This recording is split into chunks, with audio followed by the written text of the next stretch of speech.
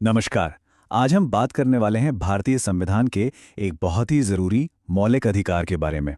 एक ऐसा अधिकार जो हर इंसान की गरिमा, उसकी डिग्निटी को बचाता है। जी हाँ, हम बात कर रहे हैं शोषण के विरुद्ध अधिकार की। तो चलिए आज इसकी गहराइयों में उतरते हैं। इसका जो मूल सिद्धांत है ना, वो सुनने में बहुत सीधा साधा लगता है, लेकिन है बहुत पावरफुल। कि भाई किसी भी इंसान का किसी भी तरह के फायदे के लिए शोषण नहीं किया जा सकता। बस ये एक तरह की गारंटी है कि किसी के भी साथ कोई गलत व्यवहार नहीं कर सकता। तो ऑफिशियली इसे कहते हैं शोषण के विरुद्ध अधिकार। और ये पूरा का पूरा अधिकार हमारे संविधान के दो मेन पिलर्स पर खड़ा है। दो बहुत ही महत्वपूर्ण आर्टिकल्स, अनुच्छेद 23 और अनुच्छेद 24। आज हम इन्हीं दोनों को समझने की कोशिश करेंगे। तो चलिए सबसे पहले बात करते हैं पहले पिलर की, यानी आर्टिकल 23 की। ये आर्टिकल असल में जबरदस्ती कराया जाने वाला काम, जिसे हम फोर्स्ड लेबर कहते हैं, उसके खिलाफ एक बहुत बड़ी ढाल है। आर्टिकल 23 में एक बहुत खास शब्द का जिक्र है, बेगार। अब ये बेगार क्या है? इसका सीधा सा मतलब है किसी से जबरदस्ती काम करवाना और उसके बदले में उसे कोई पैसा ना देना। ये एक बहुत पुरानी प्रथा थी जिसे हमारा संविधान अब पूरी तरह से एब्सोल्युटली बैन करता है। तो आर्टिकल 23 किन किन चीज़ों पर रोक लगाता है? देखिए, इसमें तीन मुख्य बातें हैं। पहला, ह्यूमन ट्रैफिकिंग, यानी इंसानों की खरीद फरोख्त। दूसरा, बेगार, जिसके बारे में हमने अभी बात की, यानी बिना पैसे के ज़बरदस्ती काम कराना। और तीसरा, किसी भी और तरह का फोर्स्ड लेबर।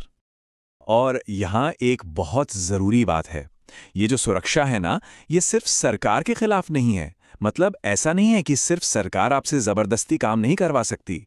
ये कानून प्राइवेट इंडिविजुअल्स और कंपनीज पर भी उतना ही लागू होता है। कहने का मतलब ये है कि कोई भी इस कानून से बच नहीं सकता। तो ये तो हुई आर्टिकल 23 की बात। अब आते हैं इस अधिकार के दूसरे पिलर पर, आर्टिकल 24। और ये आर्टिकल स्पेशली बच्चों की सुरक्षा के लिए बनाया गया है। आर्टिकल 24 को समझने के लिए बस एक नंबर याद रखना जरूरी है, 14। 14 साल, यही वो उम्र है जो इस कानून का केंद्र है। और इसी उम्र से कम के बच्चों को ये आर्टिकल खास प्रोटेक्शन देता है। तो कानून क्या कहता है?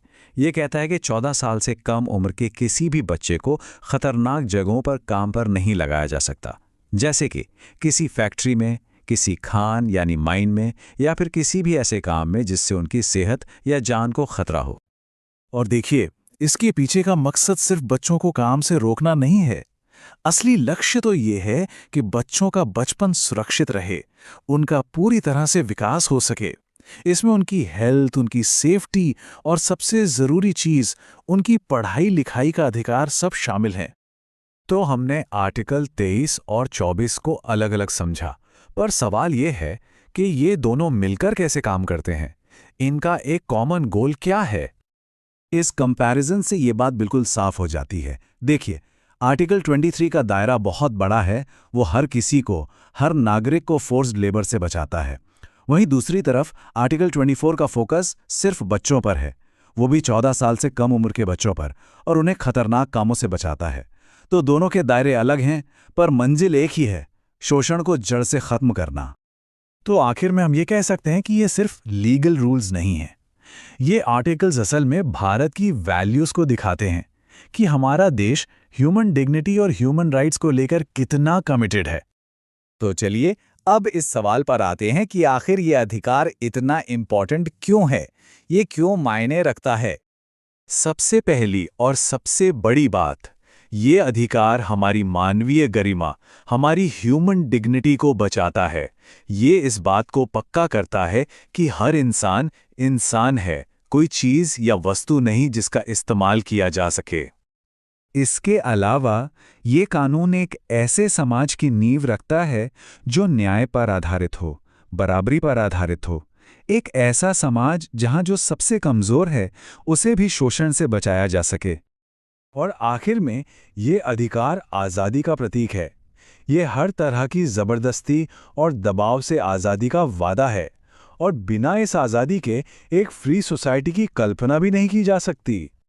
तो ये सब जानने के बाद एक बड़ा सवाल हमारे सामने आके खड़ा होता है देखिए, संविधान में अधिकार लिख देना एक बात है, लेकिन इन अधिकारों को जमीन पर हर एक इंसान के लिए एक जीती जागती सच्चाई बनाना, वो कैसे होगा?